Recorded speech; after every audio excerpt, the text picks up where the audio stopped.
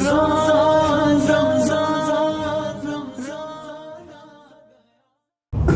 علیکم ناظرین، آگے رمضان پروگرام میں آپ کو خوش آمدید کہتے ہیں. ہمارے ساتھ مفتی عبدالمحی صاحب ہمیں یہ بتا رہے ہیں جو پریگننسی کے اندر عورت ہے اور جو بچے کو دودھ پلاتی ہے، اس حوالے سے روزہ ہوگا کیا ہوگا؟ یہ بہت اہم سوال ہے ویس بھائی،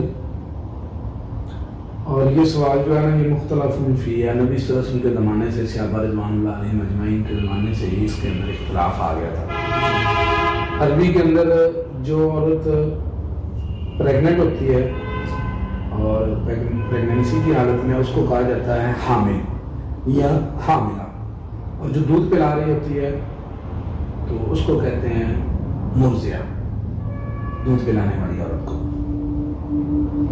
اللہ رب العزت نے ان کو رخصت دی ہوئی ہے.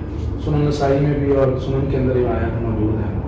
اس میں کہ اللہ وعدہ للمسافر نصف الصلاۃ والصوم، اللہ تعالیٰ نے رکھ دیا ہے، معاف کر دیا ہے مسافر کو آدھی نماز اور 7 روزہ، کہ وہ روزہ بعد میں رکھ لے. اور اسی حدیث کے اگلا ٹکڑا ہے وَرَخَّصَ لِلْحُبْلَى وَالْمُرْضِعِ، اور رخصت دی ہے اللہ تعالیٰ نے اس عورت کو جو پریگننسی کے اندر ہے، حاملہ ہے، حمل والی ہے، اور وہ جو اپنے بچے کو دودھ پلا رہی ہے. الصوم رخصت، روزے کی رخصت اس کو دے دی اللہ نے. اس کو روزے کی رخصت جو دی ہے نا، اس لفظ کے اوپر علماء کا اختلاف ہے، اور علماء کرام کا جو جمع غفیر ہے صحابہ رضوان اللہ علیہم اجمعین سے لے کر اب تک سب سے زیادہ جو تعداد ہے، کثرت، وہ اس بات کی طرف ہے کہ یہ دونوں جو عورتیں ہیں، دونوں قسم کی، یہ روزے کو چھوڑیں گی اور بعد میں جو ہے نا سردیوں میں یا پورا سال پڑا ہوا ہے، باقی لمحوں میں اس کو پورا کر لیں. یہ ابن عباس رضی اللہ تعالیٰ عنہ کے علاوہ وہ ان کے لیے فدیے کا بھی جواز دیتے ہیں، لیکن باقی صحابہ میں بھی اور تابعین میں بھی اور آج تک سب سے زیادہ جو بڑی تعداد ہے وہ اسی طرف ہے کہ ان کو رخصت ہے. اور وہ قیاس کرتے ہیں مسافر پر، کہتے ہیں کہ جیسے مسافر ہے وہ وقتی علت کے اندر ہے، سفر سے واپس آ جاتا ہے، روزہ رکھ لیتا ہے، اور جو سفر میں رہ جاتے ہیں روزے وہ بعد میں پورا کرتا ہے. ٹھیک ہے. تو اللہ رب العزت نے بھی قرآن کے اندر ذکر فرمایا شہر رمضان الذی انزل فیہ القرآن، پھر اس کے بعد آگے جا کے ومن کان منکم مریضا او علی سفر فعدۃ من ایام اخر، جو مریض ہے یا جو سفر میں ہے تو باقی دنوں میں گنتی پوری کرے.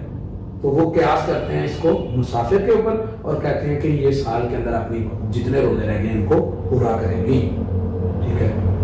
ابن عباس رضی اللہ تعالیٰ عنہ جو ہے نا وہ کہتے ہیں کہ قرآن پاک کی آیت جو ہے وَالَّذِينَ يُطِيقُونَ فِدْيَةٌ طَعَامُ مِسْكِينٍ،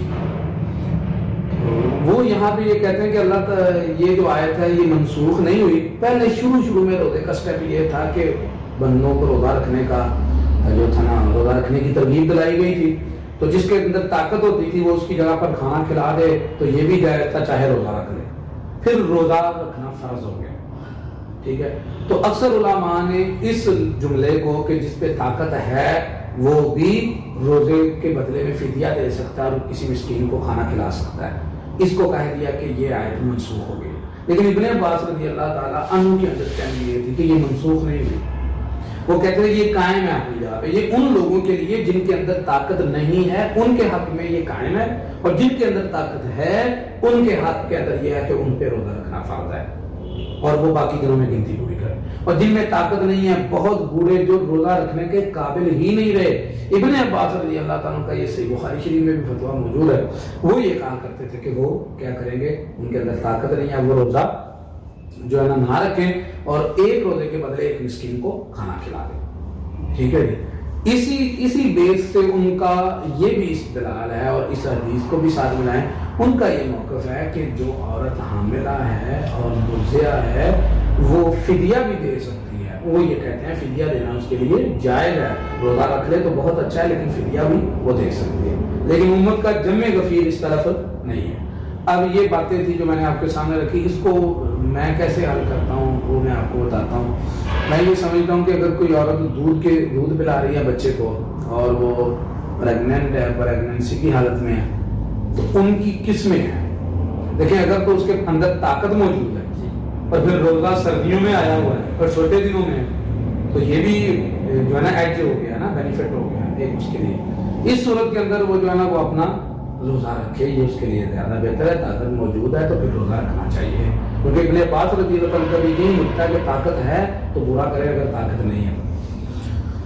अच्छा, और अगर अब रोजा छोड़ दे वक्ती तौर पे, लेकिन उसकी जगह पे फिर कहाँ जाके रखे? दूसरा स्टेप ये, पहला स्टेप है कि रोजा भी रखती रहे और साथ साथ दूध भी पिलाती रहे और हमल भी है और रोजा रखती रहे अगर बर्दाश्त कर सकती, ये पीक के ऊपर आधा दर्जा है।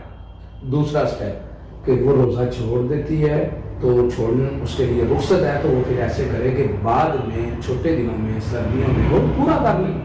ये दूसरा दर्जा हो गया दलाइल को मद्देनजर रखते हुए।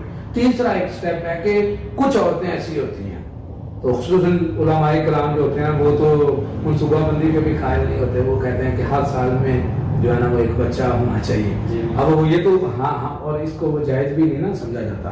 तो अब ऐसी जो औरतें जिनका हर साल में बच्चा आ रहा है, तो वो बेचारी कभी हमल में है और कभी दूध पिलाने में, कभी हमल, इसका मतलब है कि हमें उसके लिए भी तो कुछ सोचना चाहिए। इस्लाम तो सबके लिए है ना, तो फिर ऐसी औरत के लिए मैं ये समझता हूँ कि अगर उसके लिए दिक्कत है और मुश्किल है और उसको गुंजाइश मिल ही नहीं रही पूरे साल के अंदर, और उसके लिए सर्दियों में भी रोजा रखना मुश्किल है, तो वो फिर फिदिया भी दे दे, क्योंकि ये भी तो एक राह मौजूद है जो इब्न अब्बास रज़ी अल्लाह अन्हु ने क़यास किया हुआ है।